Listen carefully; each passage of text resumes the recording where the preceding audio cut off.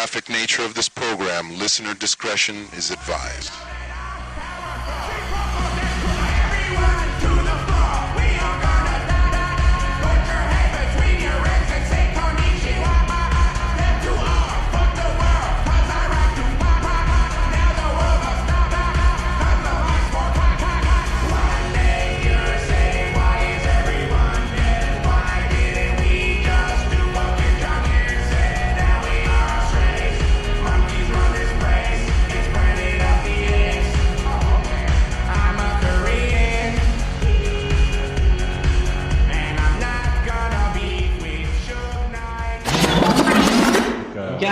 Voices in my head. Just get them out sometimes. This is me, the Explosion. You're listening to Two Strangers on Podcast. Bunch of douchebags.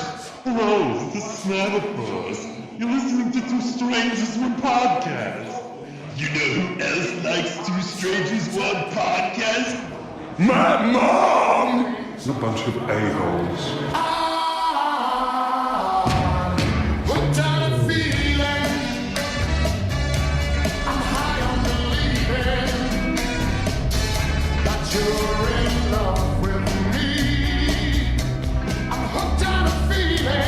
Well, hello and welcome to Two Strangers One Podcast. I'm Chris. I'm Paul. And I'm Darrell. Oh my God, who let you on the podcast? I don't know. Black by present demand. We're trying to keep North Korea from hacking the podcast, so we brought Darrell in. Yeah. And that's Darrell's to keep he was a member of the U.S. Military, so he's here to keep us safe and protected from the evils of overseas dictator. Who I've been watching these videos online. They're horribly offensive videos. This artist named Rucka Ali, and they're very insensitive. But he does a Kim Jong-il character, which is basically Cartman from South Park. So now every time I see Kim Jong-un on TV, I just automatically. I did a Cartman voice. You show me dying in a movie, I'm gonna shut down your network. Which I need my cheeky pass. Now us being horrible Americans, not knowing. Like, I actually looked at a map, and I posted this on Facebook just the other night about Korea. If you were to draw a direct straight line, and I did this on Google Maps from Pyongyang, the capital. Pyongyang? No, it's Pyongyang. Pyongyang, excuse me, from basically the capital of North Korea, to where Sony's Japanese headquarters would be. It's only 800 miles, and that's not counting the rest of the borders of North Korea. That's not counting nuclear submarines that can launch weapons of mass destruction. But Sony's headquarters, or Sony's Japanese headquarters, is less than 800 miles from Pyongyang. So I don't want to say I'm not surprised by their decision to pull the interview. Oh yeah, no, and of course, the American part of me was like, what a bunch of fucking, what a bunch of cowards. At the very least, the shit that pissed me off was that a lot of theaters were going to play Team America as an alternative. And once again, sort of like what I posted on Facebook. Not a great alternative, but it was still an alternative. It was still like a fuck you, a slap in the face. Where we're not making fun of Kim Jong-un, but we're gonna make fun of his daddy Kim Jong-il, which is because that movie came out 2005 or something like that. It was like 2000. Yeah. So it's been a while, and and you would think that there was no big rumblings and waves made from fucking North Korea at that time. We had his father saying Ironry, and all of a sudden, and then they go, why is it now they're making a big fucking deal? Because he gets killed in the movie? Because someone finally shared a clip on YouTube of the actual moments in the movie of the interview when they finally do kill Kim Jong-un. I shared that. Yeah, you shared it, and I mean, I guess spoiler alert. I mean, I guess that was the whole point of the movie was that they were sent there. They're there going as reporters, but then the American government steps in and says, we want you to assassinate. Which I've always thought, even when I was even like growing up, and you would see these reporters, and the reporters that would go and visit and interview. I'm talking about in the 80s and stuff like that when they would interview Muammar Gaddafi or something like that. And, it always did kind of cross my mind. I'm like, they're right there in the room with them. They could fucking shoot them right there. So, I mean, that premise always, they were riffing off of very real. I mean, and I guess that's like pot talk. Like, hey, man, if you get a reporter, if the world's worst dictator, which I don't know, he isn't, but I'm just saying, you get a guy that's, pretty much the fucking god in one country, that he has everything totally under control, and then you got some American reporter showing up, why wouldn't they take advantage of that situation? If someone had a chance to, interview Hitler or something like that, why not take him out? I mean, how many more lives could have been saved at the time? Right. But, but if I was, Kim Jong-un, one, from what I understand, he is very well versed in American culture. He watches the NBA.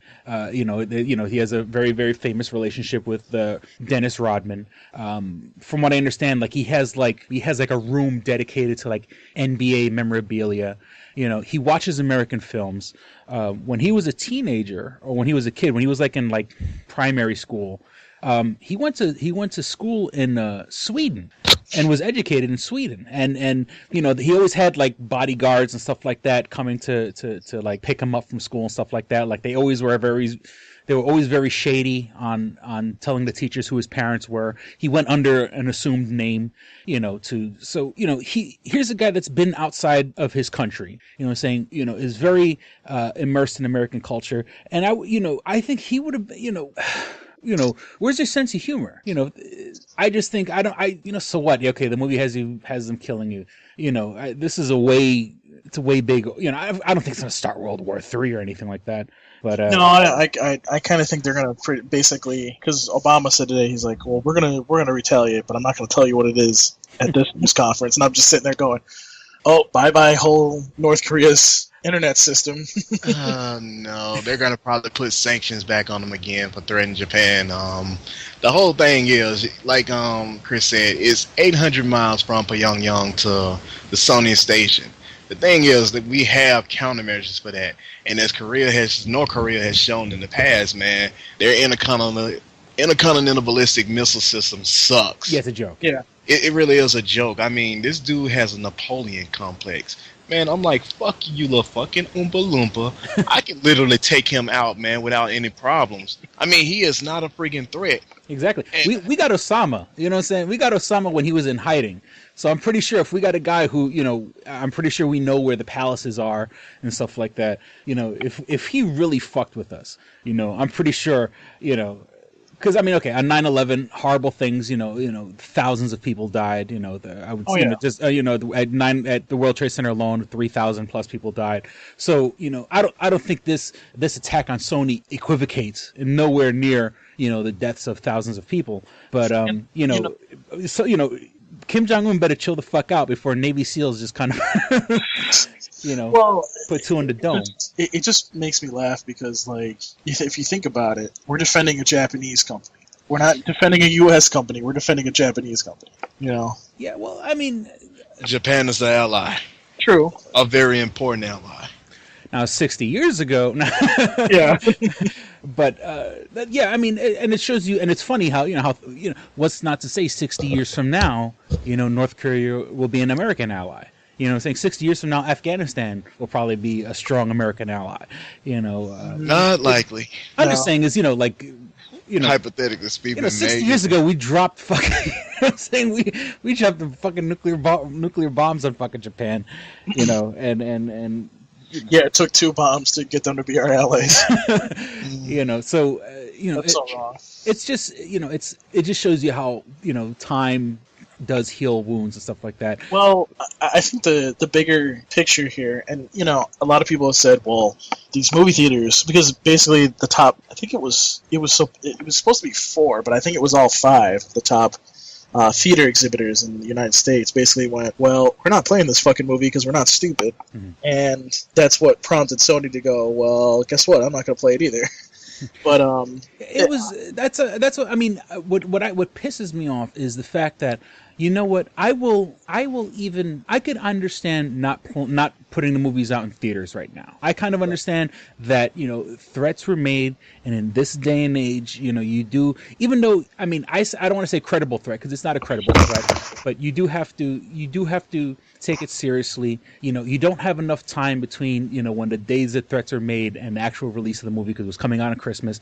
You know, you don't have that time, you know, to put police officers in every theater. I mean, I guess you could, but it would have been a lot of effort for no reason. But for them to say that it's not gonna be released on DVD, it's not gonna be released on demand, you know, and don't be wrong, this is obviously a stupid fucking movie. This is, you know, if you Worse know, than Pineapple Express. yeah, and as I say, Drill and I kind of went back and forth on this on Facebook. You know, both of us hated Pineapple Express. I thought Pineapple Express was such a fucking ridiculous fucking waste of time and energy. I can't believe someone put money to get that movie made. Okay, or you know, This Is the End. Okay, This Is the End was cute. You know, Neighbors is a rental at best. You know, but this comes from a steady line of bad movies. This is a stupid fucking movie. I guarantee I haven't even watched it, just from the commercial.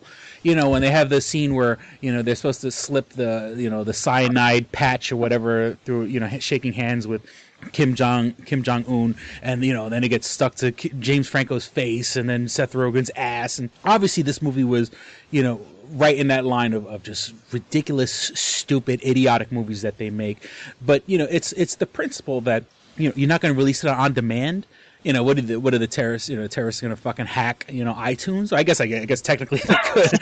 You know. Well, yeah, that's the thing. Like, I think they're afraid that they're gonna hack like iTunes, or they're gonna hack like I guess like Warner Brothers. Like if it's like this, I just say Warner Brothers because I think of like Time Warner on demand.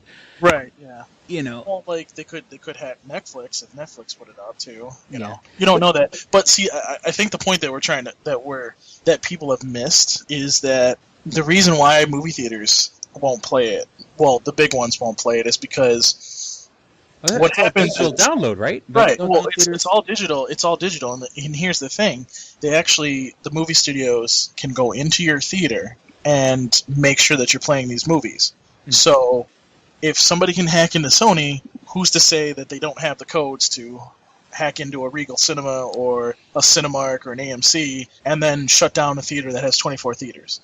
I mean, to me, it makes sense. Okay. Oh, okay, well, I get it. Do you see what I'm saying now? Because that's what. Because everything's automated now, right? That's everything is right. Everything's automated. Basically, everything is tracked. Every time that you play a movie, they know that you played that movie. Mm-hmm. Now, here's the thing. Basically, you know, movie theaters were playing simple math here. Okay, do we really want a chance playing one movie in order to lose like every movie 24 movie theaters at the same time? No. You know, and what I mean is like some of these theaters out there have like 24 theaters in it. You know, one theater has 24 theaters. You know, out here we have one that has 18 theaters. You know, so I mean, think about that. They play the movie, and then all of a sudden, Regal Henrietta goes down, and all 18 theaters can't play for like months on end because they're trying to break encryption. Yeah, you know what I mean? Like, it's a scary thought, and it just shows that the industry is not ready for a cyber attack. That's the way I perceive it right now. You know. Well, I mean, honestly, I think let's just say on day one there's an attack. Okay, I mean, you know, a cyber attack on movie theaters. So the movie theater would actually have to, you know, spend a couple of bucks, you know, send out the reels. Oh, I'm sure they're spending a lot of bucks right now to do that. Well, I mean, but they don't have movies on reels anymore. Is that totally? Basically, if it is 35 millimeter, they're spending the money to have somebody make it into 35 millimeter, because at this point, all theaters are supposed to be transitioned over to digital. Well, Paul, remember, you and I live in Rochester, New York, the home of Kodak. Yeah, I know. You would think we'd want things to be transferred over to 35 millimeter film. I mean, neighbors. I mean, I'll be honest with you. Like, this is a perfect example of why maybe 35 millimeter was. Maybe we should have stuck with 35 millimeter, because you can't hack 35 millimeter film. Yeah. You know. But at the same time, splicing in single frames of pornography into children. oh, I got a story. I got a story. We could talk about that later, but it just shows how the movie theater business is not ready. Like they jumped into digital without having the security protocols that they should, and now they're worried that, you know, if they were able to hack Sony, do they have the ways to get in and hack into these theaters? Because, well, you know, are you going to really take a chance just by playing one fucking movie? No, fuck that. No, I'm not going to do that. What I'm going to do is I'm going to play all the rest of the movies and not that one. Yeah, and this is a whole new precedent being set because, you know, okay, you know, we sit here and we joke about Scud missiles and shit like that being launched from Korea, which, you know, Darrell and I both said, you know, it's a fucking joke. But you know, talk about thinking outside the box.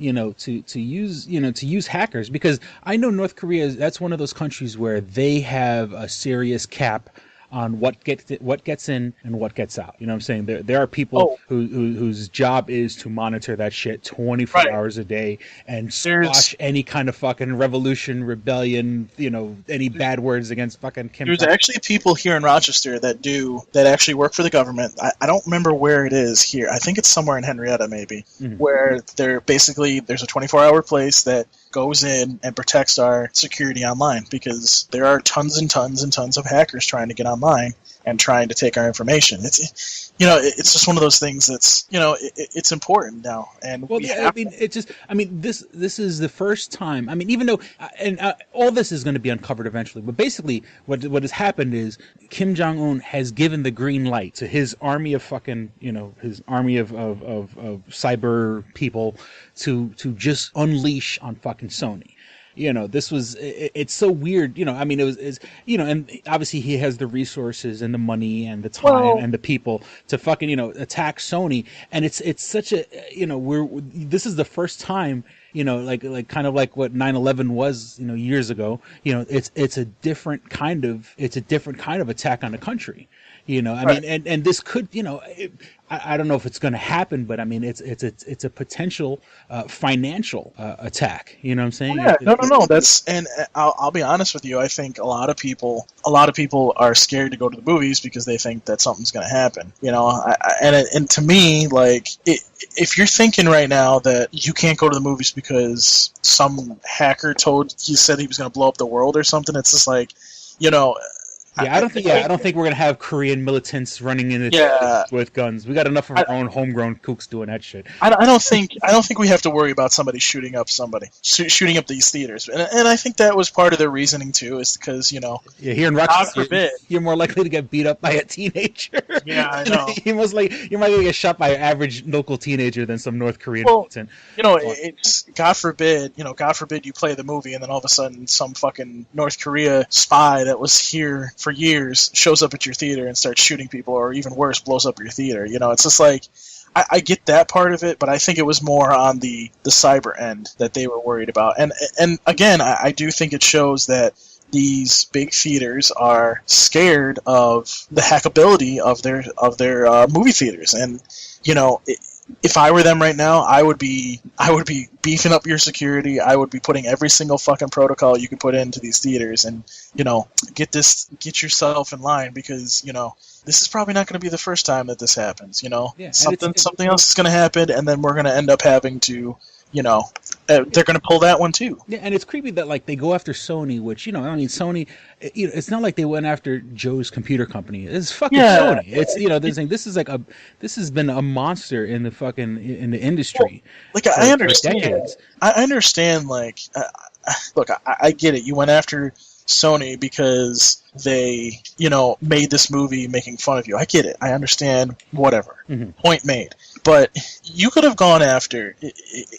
You're trying to go after America, but how is this America when the companies? First of all, the companies in Japan. Mm-hmm. Wouldn't it be better to go after Warner Brothers or Fox or? Yes, please go after Fox. No. We can't go after 20th Century Fox. They have Dragon Ball Z. So we Star can't Wars. No. They don't have Star Wars anymore. Disney does. Oh, that's right. Shit. Yes. Well, I mean, it's just, you know, but once again, I mean, I'm just talking about just the precedent that it sets. I mean, a literal cyber attack where, like, you know, what if? Now think about it. This is Sony, big fucking monster Sony. You know, I'm pretty sure, you know, government run, like, let's just say like a subway system. You know, I'm pretty sure that has not even 1/100th of the security Sony has. You know what I'm saying? I mean, on the you know, and just the government being the government, and companies that are fucking, you know, that do the lowest bidding, you know, whoever wins the lowest bidding contract, you know. It would be horrible if there was some sort of like, you know, they hacked into, you know, Washington D.C.'s public mass transportation system or something like that.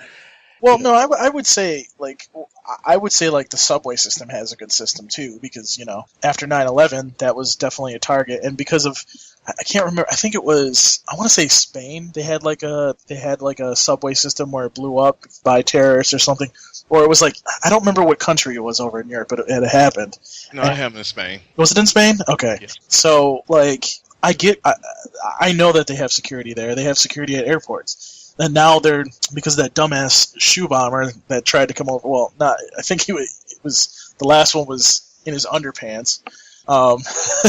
You know, we've definitely looked at these overseas and gone, hey, stupid.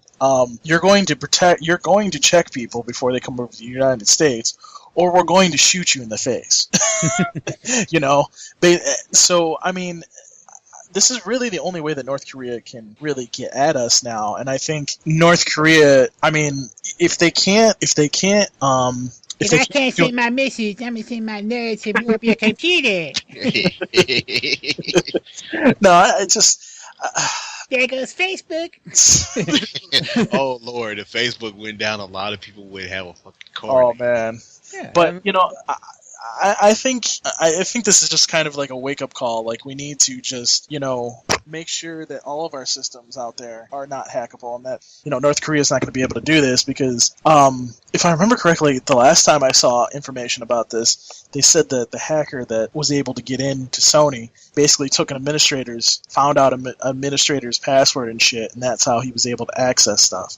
Mm-hmm. So, I mean, that's pretty much how they got in. It wasn't like they actually attacked the system. They got in because they had a username and a password. So, yeah. Hey, but it also shows like all the stuff that's been released. I mean, just like it's this like the emails, you know, it shows that the people that run fucking Sony, or at least the Americans that you know, the stuff, I mean, they're all fucking, it's like high school. It was like, you know, people backstabbing and backbiting and talking crap about Angelina Jolie and you know, it's so funny when you think of Sony, because, you know, you want to have it in your heart that, oh, these are intelligent people who know what they're doing, and they, you know, like, you know, these are the giants that are leading the industry, and you realize that they're just a bunch of fucking people throwing shit at the wall and seeing what sticks. A bunch of shit. Yeah, they're just throwing stuff at the wall. You know what I'm saying? And like people, like, you know, they were talking about, I guess Angelina Jolie wanted to do a Cleopatra movie. And, you know, and wanted it to like have big money, you know, like fucking like, you know, Avatar style money thrown into it. You know, right. They were kind of like, you know, they were like, you see like, and then they were talking about, and then you see like they're talking about like Barack Obama, and like they were making like a bunch of like black jokes and talking about, you know, what movies does Barack Obama like? Maybe The Django Unchained and 12 Years a Slave and all. And it's like, oh yeah, they was real disrespectful on that, man. I mean, I guess, you know, it's one of those deals where, you know, obviously if you don't expect shit to go out, obviously you're gonna get a little more raw. But I mean, in this day and age, you should know that you can't put anything down digitally. You know, you can't send a text, you can't send an email, because that shit is saved forever. You know what I'm saying? As long as there's a server, and especially since text information is so minuscule and so easy to keep, it's so, you know, you can archive that shit for fucking, you know, a regular fucking thumb drive can hold, you know, millions and millions of pages. You know, shit like that never disappears. Go to your fucking, you know, I don't know about you, but, you know, I go to my email account and I could check spam that's been in my fucking email account, you know, since fucking 2002. You know, it's like, you know, every single interaction, you know, and like I said, yes, your guard is down when you know, if you're going back and forth and you think you're just talking to your buddies, and for all intents and purposes, you are talking to your buddies, But someone is saving that shit. You know, if I send you an email, Paul, it doesn't go directly to you. It goes to a server, sits in the server, then they send it to you. You know what I'm saying? It may happen. They serve it to me. They serve it to me. Yeah, you know, it may happen so fast. But you know, when I send you an email, you know, if I'm making a horrible racist joke, you know, I have to understand that Darrell may read that shit one day.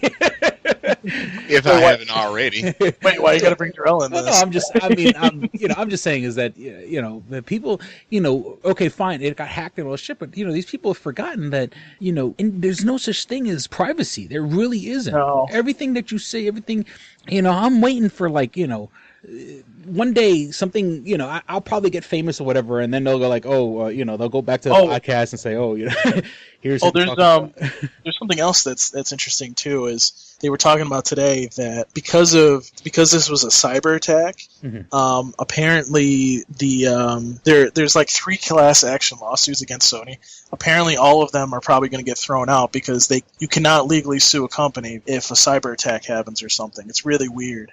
Yeah, because I know, like, Sony has put out, like, you know, this very, very weak threat. They're like, oh, well, if you know, companies that report on our cyber attack, well, we're going to sue you because you've gotten that information illegally. You know what I'm saying? And I mean, I get what they're trying to say, but how do you enforce that? How do you enforce, you know, a company, you know, if they do share stuff, you know, and once again, you know, we're facing a whole new set of legal problems. How do you enforce cybersecurity and cyber attacks? And you know, and if a company does say, oh, here's an email from so-and-so saying Angelina Jolie's a spoiled brat, you know. Well, you know what? There is something good that came out of this, and we can talk about this break. You know exactly what I'm talking about. I think Darrell knows too. So maybe we should go to a break here real quick. Okay, and we'll be right back with more Dick and Fart jokes. Woohoo! Dick and Fart jokes.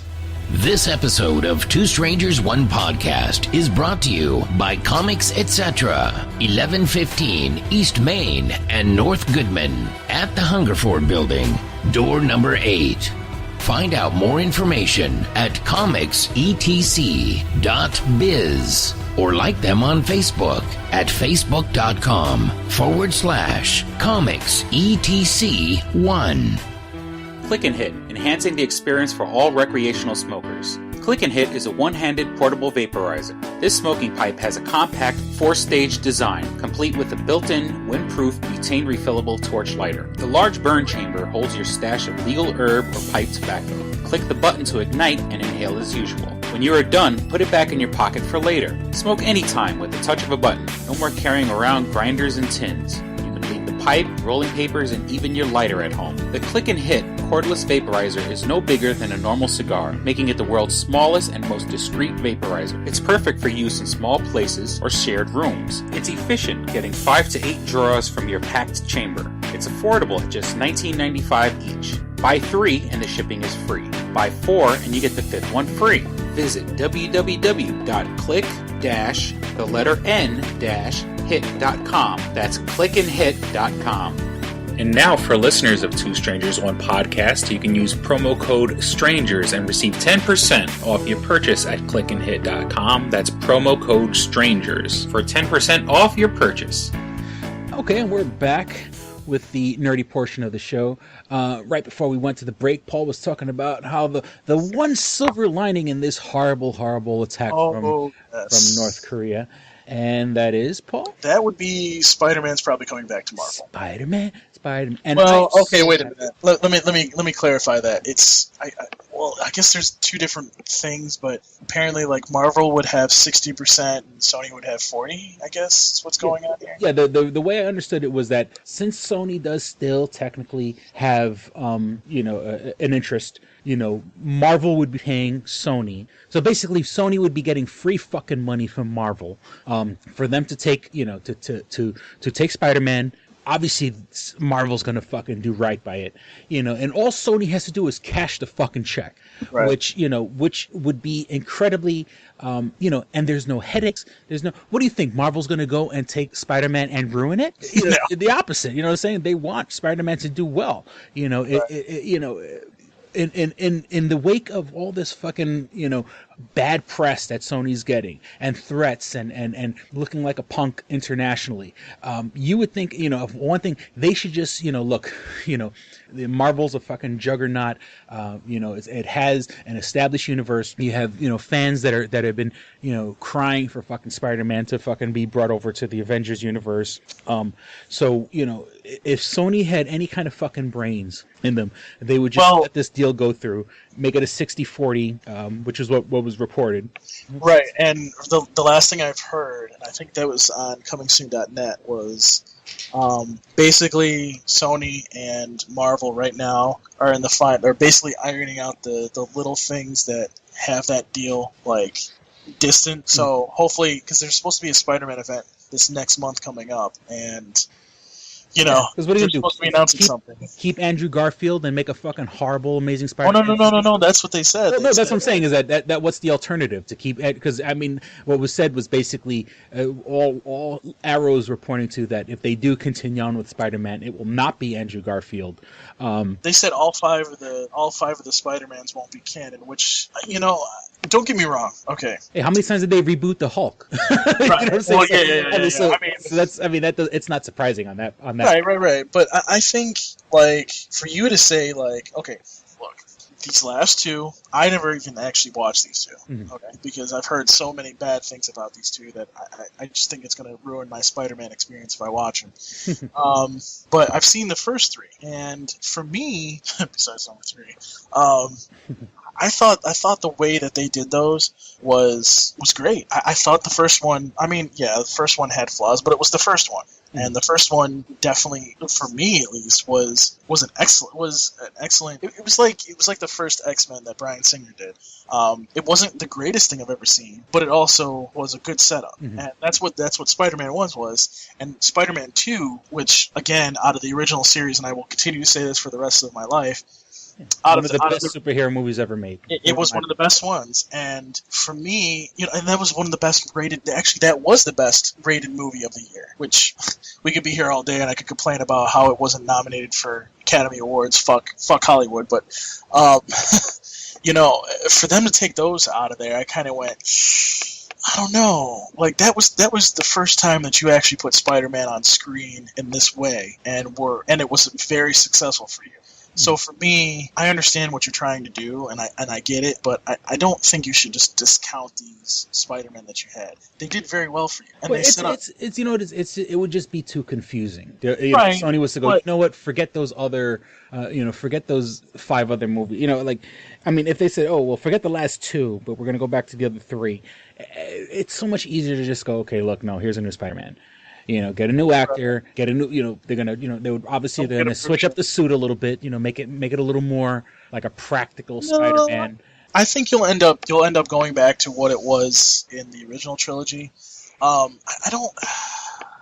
would really like them if they are going to keep something from the original trilogy about Spider-Man. They should keep the fact that when he got bit by the spider, he actually had the webbing instead of him having to create a machine so that he could shoot the webbing. Because I thought that was stupid. Yeah. I really thought it was stupid. After you saw that, and then Spider-Man, the Amazing Spider-Man, and the Amazing Spider-Man 2, now he's using a web shooter. You're kind of like, oh, I don't really like this anymore. And I've heard that complaint from a bunch of people. Like it's like, yeah, okay, fine, they're following the comic books. That's great, but then people are like, I don't know. Why not give them the organic? Well, different comics had the organic, right. Different ones had the mechanical. But I think Marvel would have and especially with if they follow through with the Civil War storyline, and they go through with Spider-Man being the first person to kind of like pull off his mask, with the superhero registration. I mean, it would be absolutely brilliant and incredibly lucky. And I'm kind of gonna steal a bit of a quote from the gentleman that co-hosted a couple episodes back, Chris Vangelis. He said, the silver lining of this whole situation is, that we very likely will be getting a Spider-Man movie. money. And it wasn't because Disney threw money at the situation. It wasn't because there was some big long drawn out legal battle or anything like that. Because of people. Because of the people. Sony's defenses were down, and the people got a chance to speak the fuck up and say, look, we want Spider-Man back in this universe. And Sony was kind of bent over to the point where they had to fucking listen to what we wanted. Right. And if it comes to, and then Marvel's going to make it great. Marvel's going to make it so fucking good, and okay, fine. It's okay. 60-40 kind of a deal, but still, I'd rather have 60% of a $1 billion franchise than. And I would kind of like to know. What would happen with all those other Sony movies that they're trying to do?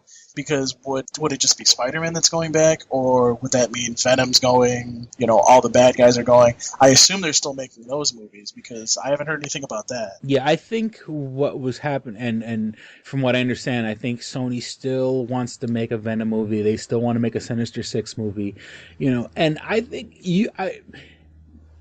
if they're smart and they know how to play their cards right, because if you do a Sinister Six movie, it is a bit of a reboot. It is, a third fucking reboot now. You can start off with a Sinister Six movie and work with that. You know what I'm saying? Like, okay. Well, I do think if they're going to do a Sinister Six movie, they're going to have to wait now because of if it does happen in this next month, if this does happen and it's inked, it's set in stone. What they're going to have to do is they're going to have to put that one on the back burner because, they're going to want to put Spider-Man and introduce him in Civil War and then bring him in for Sinister Six because it would be stupid to do it the other way around. You know what I mean? Well, no, but I'm saying is that if you do it right, you can do a Sinister Six movie without Spider-Man. I mean, it was, you don't need. I'm just saying, it's just work with what you got. And yeah, but who's the Sinister Six going to fight?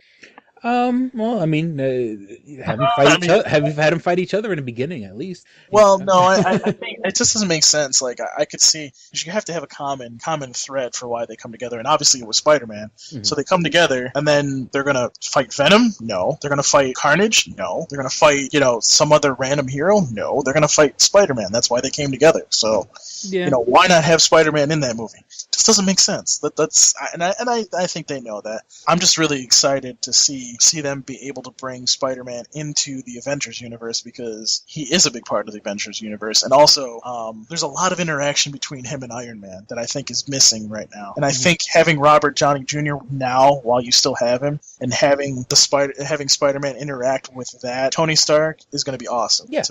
And they said they want it to be, if I'm not mistaken, right? They want him to be the teenager Spider-Man. I'm not sure, to be honest with you. I would. I mean, the rumors that were going on, which is because in my mind, Spider-Man has always been a teenager. I don't want Spider-Man to be a man or a young man.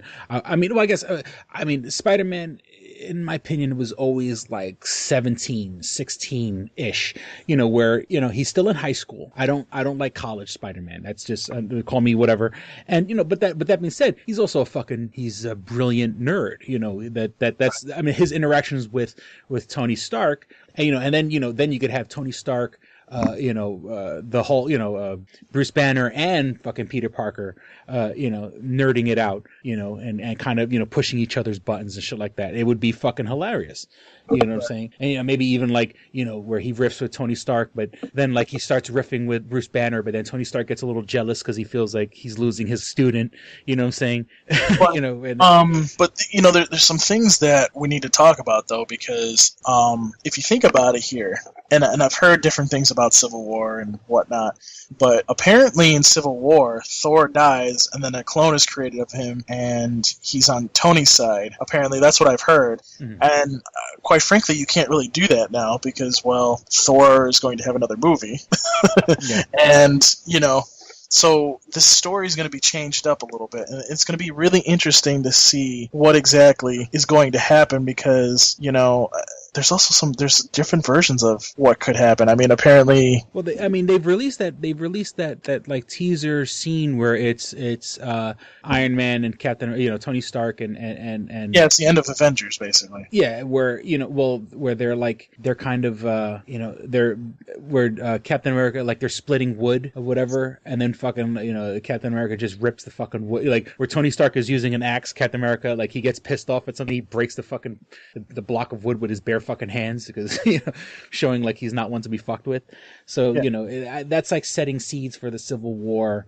Age of Ultron, parts of Age of Ultron into their Civil War storyline, and right. I think they're not going to follow it verbatim, because right now they've kind of teased little things and they've played with things, but they haven't gone full script on everything. So they haven't followed the comic books to the T. But I think it's going to be so if they don't kill Thor, they don't kill Thor. Well, I don't think. Well, that's the other thing too, is I don't think they're going to kill off Captain America either. I think that would be incredibly stupid. Yeah.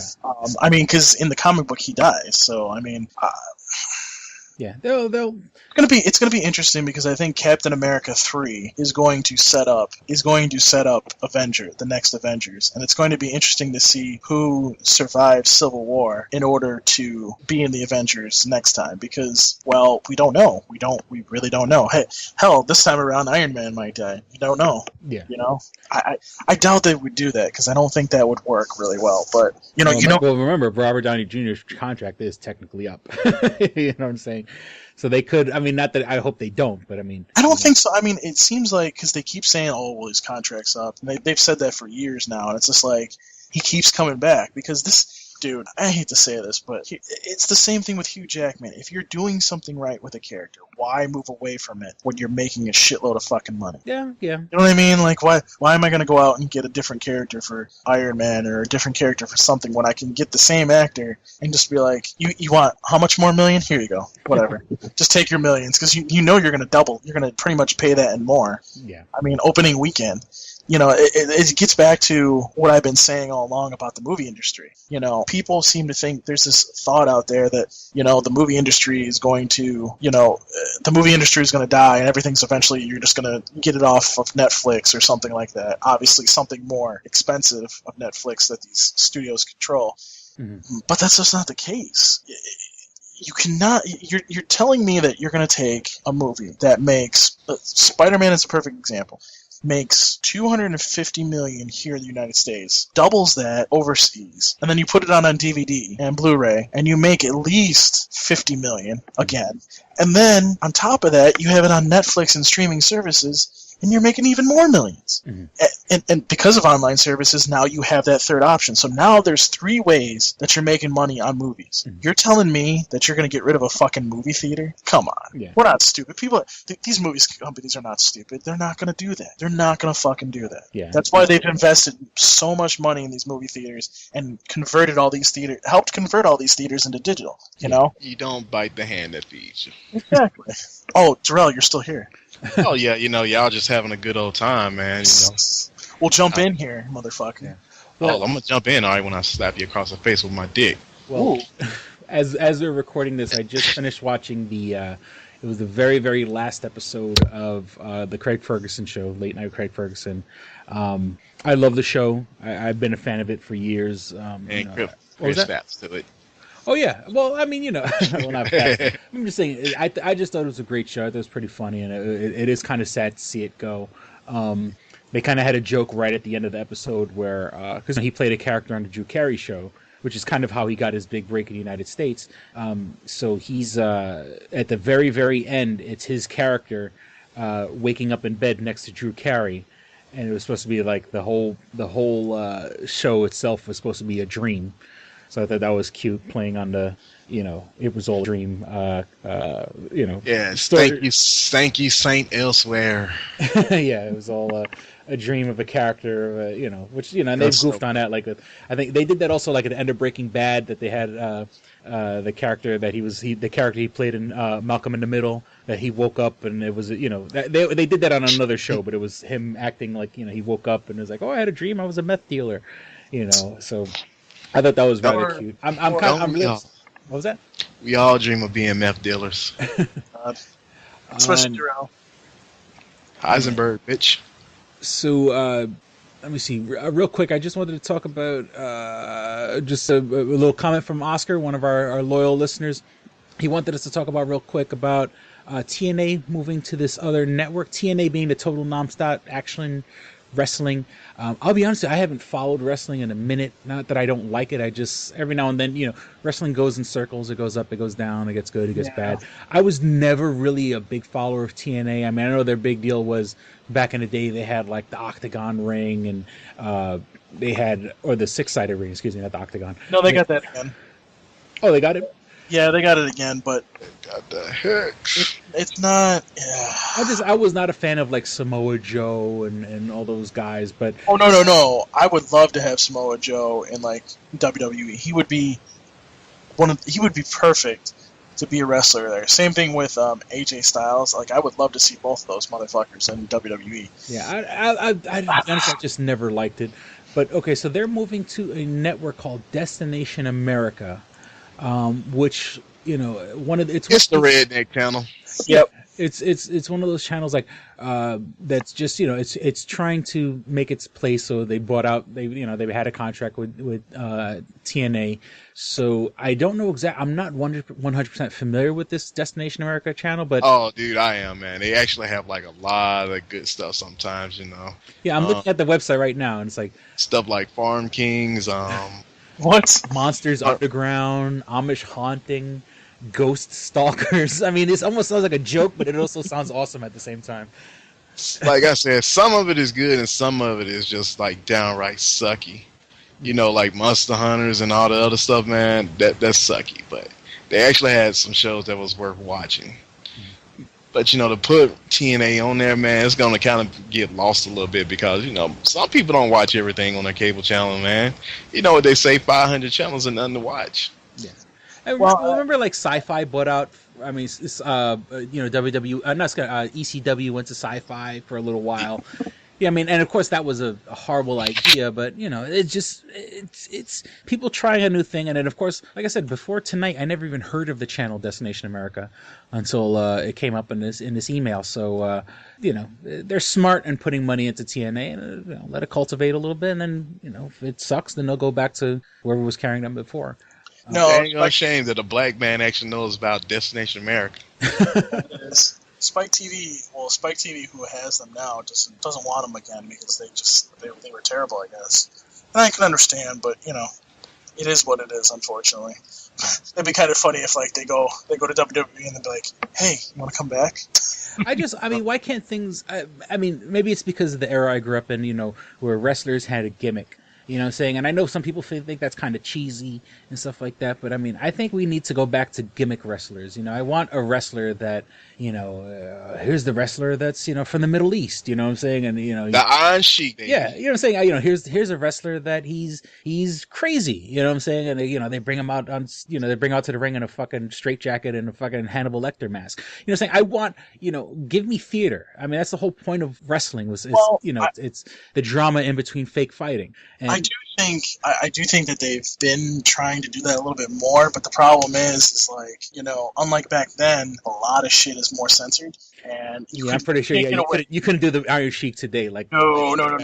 You'd have and you can't get away with the shit that you used to get away with. Like you used to hit wrestlers with chairs and shit, and they would bleed on live TV. Yeah, you're not gonna get away with that shit anymore now because I haven't seen it in a long time, and I know they're doing it because, well, not just because of concussions, but also because obviously that's something that probably FCC is like, hey, stop that shit, man. But that's a sad thing though, man. You can watch shit like Love and Hip Hop, man, and all these other Thoughtbill type shows, man, and nothing gets said. So I mean, why not just keep it the way it is, man, and take it back to the old school? Because I miss the old WWF, man.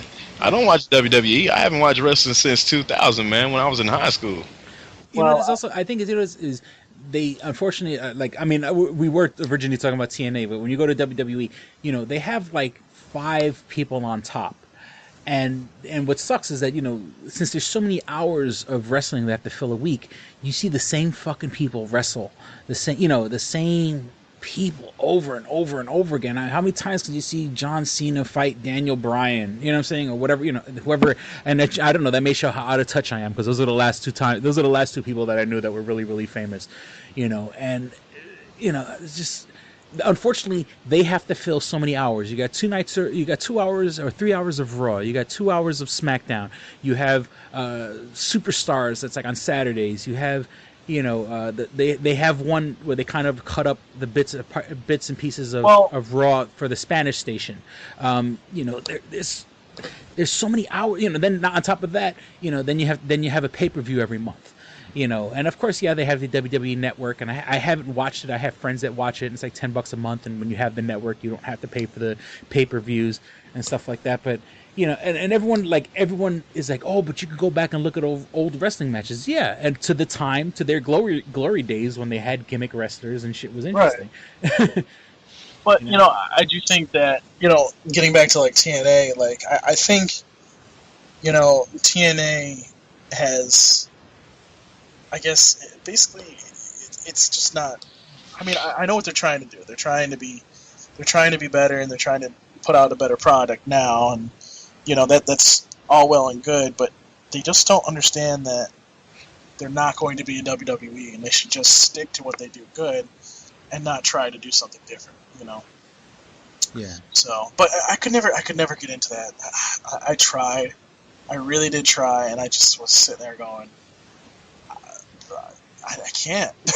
Like, I just can't. Like, I don't know what you want me to do, but I can't get into this. I can't fucking get into the show. And then a couple episodes back, we were talking about the Lucha Underground. Yeah. Oh, it's getting. I guess there's more people.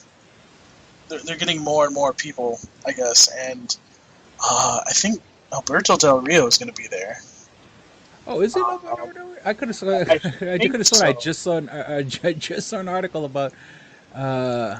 Apparently, he's going to wrestle on multiple shows. Apparently, like TNA and Lucha and whatever. I don't know. Oh, so he's like a free agent. Okay. Basically, he's been like TNA lets you do multiple things, but like. Yeah. Okay. What I'm reading, it says Alberto Del Rio is going to TNA. That's what I'm, you know, and it's like, well, maybe he is 16 hours ago, according to Google right now. Is, but you know, to be honest with you, like, good riddance, because he's a fucking, you know, apparently he treats employees shittily. So. Yeah. Well, my thing is, okay, yeah. Look, if you were interesting, I mean, from the little bits and pieces that I saw, he wasn't interesting. His persona was being an arrogant bastard. Which, okay, that works. I mean, you know, wrestling is known for guys that were, you know, pure, swagger and attitude. But I mean, you know, you have to have something to back up that attitude. He was one of the top wrestlers, and then he ended up fucking it up by treating one of the, I don't know if it was one of the executives or it was an employee that he basically treated like shit, and you know. They sent him packing, but it was just like, you know, it was just one of those things where you just go, well, I don't know. Like, I guess if you're treating people like shit, then you gotta go, you know? Yeah. I mean, they're not, it doesn't seem like anybody's really losing sleep over Alberto Del Rio leaving. Exactly. I mean, the Vince McMahon has always had guys on with the full understanding that, look, you know, for every position you got, I got 30 motherfuckers ready to take that spot. Right, so I'll be more than happy to let you go. NXT. They have WWE has NXT, which apparently has been getting really good actually lately. Basically, it's like it's only on the WWE network now, but it's pretty much like the minor league of the WWE. Mm-hmm. Like yeah, what's next? Right, and a lot of them are really good in that part of the organization, and it's turning out to be something that is, you know, probably going to materialize into something that's, you know, could be viable. So. How did we not bring up this earlier? CM Punk is now reported that, you know, he's going to go into mixed martial arts, yes. And there is a huge outcry for CM Punk to fight Jason David Frank, the Green Ranger, you know, in mixed martial arts. Which, if let me tell you, even after our little kind of sour experience with Jason David Frank, I would love to see him fight CM Punk. And also, and on a weird side note, I never really liked CM Punk. You know what I'm saying? So I would be rooting for Jason David Frank in this situation just to see Jason David Frank just fucking turn CM Punk into a fucking pile of bloody fucking mess in the ground. I mean, I would love to see, because CM Punk, I mean, he has an attitude and you would think that would be right up my alley with like being like alternative or whatever the case may be. But he just, CM Punk in my opinion was such a fucking poser. And I would love to see Jason David Frank. As much as I don't like him, as much as whatever, we had a little sour experience with him. I would love to see Jason David Frank just fucking just like Edward Norton on top of fucking Jared Leto in Fight Club, just fucking just wailing on him. Wow, just tell us how you really feel. I'm just saying, is I don't like CM Punk, and I would love to see Jason David Frank, who's proved himself in the ring. You know what I'm saying? CM Punk was no more of a poser than John Cena, man. Mm-hmm. No, I would say CM Punk was. I would say like he was kind of like a whiner. Like if he didn't get his way, he was like stomping around, being like a little bitch. But there again, what he was though, man. He was on his period. But there again, like this guy like had. I don't know. It just seemed like he was being treated the wrong way, or it was. He was receiving his treatment as being taken the wrong way, Mm-hmm. And maybe what he could have done is turned around and said, hey, Vince, or hey, Triple H, or whatever executive, and be like, look, this is what's going on. I need some time. Do you mind if I do that? Stop complaining. Do like other wrestlers do and take some fucking time. You do get burnt out from all this shit. You're doing this. You're on the road pretty much every single day. So why not try and get a rest in here or there so that you're not burned out. Because, look at how he trended on Facebook and Twitter that whole time once he announced that he was going to be part of the UFC. I mean, hello, hello, it makes sense. And by the way, those of you, anybody that's listening from UFC, if anybody does listen from UFC, if you don't do a match between him and Jason David Frank, you're losing out on the fucking money. Yeah. Period. And that's my thing is that for as much, and don't get me wrong, obviously UFC is quote unquote real fighting. You know what I'm saying? These are genuine people beating the living shit out of each other. That being said, can we punch it up a little bit? I'm not saying, okay, like I mentioned earlier about having gimmicks like they had in WWE. Can we get maybe, okay, fine, these guys, they get trained for fighting. Can we get someone to train these guys to have like a personality? Could we, I would, I don't want to sensationalize it the way wrestling was in the 80s, but, I think UFC would benefit so much if they took these guys and I would made them interesting. To be honest with you, it's not even that. I would like to see states that outlaw it to actually have it. Like New York State actually outlaws UFC. Fighting, yeah, and it's stupid. They would make so much fucking money on it, and I would love to see that. You know what I mean? Dude, I'm glad we don't have no band down here, man, because we love seeing people get bloodied up. Yes, we know. How you think we watching NASCAR? Oh God, I think that's going to be it for the night. Yeah, I know, right? Yeah, it's getting a little late here, but okay. I think we need to tell everybody Merry Christmas or Happy Holidays if we're going to politically correct. Oh yeah, by the time this episode comes out, because by the time we're recording this, we're like on day 4 or day 5 of Hanukkah. Grab your yarmulke, here comes Hanukkah. Oh well, also just real quick, I think tonight was also the last episode of Legend of Korra. Oh yeah, man. And I guess I guess you guys are probably gonna go more in depth in it would you be going more in depth in the Toonami Faithful, or can you talk about it here now, or? I need to be able to watch it. I haven't watched it yet. Well, I did watch it, and the thing is, towards the end of it, man, there was a speculation that Korra may be into girls, whatnot. Mm-hmm. But it's really open to interpretation, because they was like Korra and Asami's like, I need a vacation, and it's like, where? then she was like, I wouldn't mind going to the spirit world. Yeah, this is a spoiler alert, people, so fuck you. I just don't care because I like ruining shit for people. But it was literally like, them just kind of being buddy-buddy, but I'm like, is this what I really think it is? But you got to look at it in homage to the society that we live in. That's kind of a pretty cool ending, because everybody was really expecting her to get back with Mako. They really were. They could probably, that could happen if they were to continue the series, but yeah. If they was to continue the series or do something else with it, man, hey, May Korra was like, well, don't worry. I put it like this, it was a love triangle between her, Mako, and Asami in the first place. Hey, let's just gonna have a 3 triple gang bang, Menage Try, Korra, Asami, and Mako in the center. Well, I'm gonna end up watching it, and I will have a final geeky review of that shit. So don't worry. Yeah. So as you know, I mean, this is like all literally like just hours ago. It's still trending on Twitter by the time while we're recording this. So. Were they finally saying something about it? Wow. Yeah, I was looking on Twitter earlier, and it was one of the trending topics. Yeah, Legend of Korra is trending right now, along with North Korea, The Interview, Sony, 2014 in 5 words. That'd be a good one. Happy Holidays, Santa, Legend of Korra, We Are All Harry. Never heard of that. Ad doing the robot to a song title. Yeah. I got 5 words.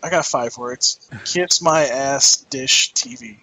Oh yeah, Dish. I need you to get down to your knees and suck on my dick and then start choking on it. Right. I think that's how I really feel. I think though that's gonna definitely do it for us. I want to do 5 words. I don't know. Damn, you can count that high? Give me my daughter back. That's that's my 2014 in 5 words. So we'd like to encourage our listeners to go visit twostrangersonePodcast.net. We can find links for everything show related. You can find the link to our iTunes if you have an iPhone, iPad, iPod, or iPad. I don't know why I blanked on there for a second. If you have an iPhone, iPad, iPod, you can subscribe to us on iTunes. You can find the link on twostrangersonepodcast.net. If you don't have an iPhone, iPad, iPod, and for the holidays, you got a brand new Android phone, you can follow us on Stitcher. That's STITCHER, where Stitcher holds on to the most recent 6 episodes. It's pretty much what I use to listen to all my podcasts. And the cool thing is that, like, if you use it on your phone, if you're in a Wi-Fi spot, you're at home, you can download the episodes while you're in the Wi-Fi spot, or if you go to McDonald's or Starbucks or the local public library and use their Wi-Fi, get your episodes, and then while you're out and about, you can listen to it. I tend to listen to podcasts when I'm driving in the car, so you can do that. If you can follow us on Facebook at facebook.com/twostrangersonepodcast. One of the best ways to support the show, just share us. We've been having a little bit of activity on a page, and I've been trying to do some videos. So I've been trying to get videos and ideas for videos up together so I could put them on Facebook, so they'll kind of like be promotions for the show. So it just takes 2 seconds to share our page on Facebook. Everyone and their mother has a fucking Facebook page. You can follow us on Twitter at Stranger Podcast, at the little @ whatever the fuck that's called, Stranger Podcast. Let me see what else is there. Oh yeah, and you can get in contact with us just like Oscar. Once again, thank you for keeping us going. And Paul, he kind of, I don't know if I should say what he said. I don't think I'm going to read on the podcast what he said to you, but he's just like, he's basically saying don't shirk your responsibilities to the show. What is he saying? Just because you're getting a steady supply of poon doesn't mean that you can shirk your responsibilities to the show. I know that Chris probably never gets laid, and that's why his devotion is so great. LOL, just kidding. But seriously, Paul, cut the BS and take care of the show. Wow. Gotta love it. So, I did like you on Facebook. I'm starting to think maybe I should unlike you. But you can, if you want to, if others want to write us mail like that, you can reach us at twostrangersonepodcast@gmail.com. Once again, it's all spelled out, twostrangersonepodcast@gmail.com. Not to be confused with Two Girls, One Cup. Oh God. And that's, you know, and I love that. I always get that reaction whenever I tell people the name. They're like, "Is that like Two Girls One?" And I was like, I know what you're watching on the fucking internet. Yep. It reveals a lot about a person if they say they've seen the Two Girls One Cup video. Just means you're a fucking pervert. But then Oh, again, I God. have no fucking damn qualms about telling people what I have seen. Yeah, no, you don't. Hey, bitch, I watch hentai. By the way, Oscar, have you met Darrell? Maybe we should have a little meeting. Yeah, I mean, beating. I mean, oh. yeah, you can beat my meat, whore. Oh. Jesus. All right, so Paul, how can the listeners find you, Paul? Well, I'll let Darrell go first because I'm such a nice person. Nah, you just a bitch. You just have I got you Silverhawks for Christmas, whore. Damn straight. Yeah, but seriously, you can find me at ukami_samurai7 at twitter.com. If you want to ask me questions on Ask FM, that is ask.fm/ukami75. And yeah, that's about it. Fuck y'all, man. I ain't giving y'all my email address. Hey, Chris, we're trying to do Date Darrell. Hey, fuck you. We got to make this happen, dude. Like, I'm Date trying Darrell? to Date Darrell, where like he has to, like, the Toonami fan's gotta get to go on one date with him, and he's just sitting there going, "No, I don't want to do it. I don't want to do it." Shit ain't happening. Oh, it's gonna happen. Don't you worry. So, You know, it's gonna be. You know what? I was just thinking about this the other day. I was like, a black man, a Latino, and a white guy walk into a bar, and I'm like, how could this end? One of them comes out drunker than the other. well, actually, I mean, by the time, I don't know when this episode will come out, but on the 26th, and just by the time this comes out, like 5-6 more days, I'll hit my 3-year anniversary being totally sober. I mean, I know Darrell loves to drink, and that's all fine and well. And I respect that. And my I'll be hitting my 3-year sobriety mark. So I mean, just a little thing I just want to throw out there. Oh, it's just a little thing. Yeah, I mean, I guess caffeine is a drug. If caffeine's a drug, then forget about the whole sobriety nonsense. But I mean, as for and drugs were never my thing. I never popped pills or I mean, in high school I smoked weed and shit like that. But I never did anything fucking harder than that. Drugs are bad. Drugs are bad. But alcohol, I haven't touched a drop of alcohol in going on 3 years, and just a couple more days will be 3 years. So proud of you. Yeah, that is something. Keeps me out of trouble, keeps me out of jail. You know what I'm saying? And I do this podcast to kind of like, unlike Darrell. Yeah. Hey, bitch! Don't trip on me cause I drink. I do it responsibly. Yeah. And how much do you drink when you drink responsibly? Well, Jason DeMarco favorited that Throwback Thursday comment I made. So, yeah. I just remember that. What the fuck is that? Okay, anyways.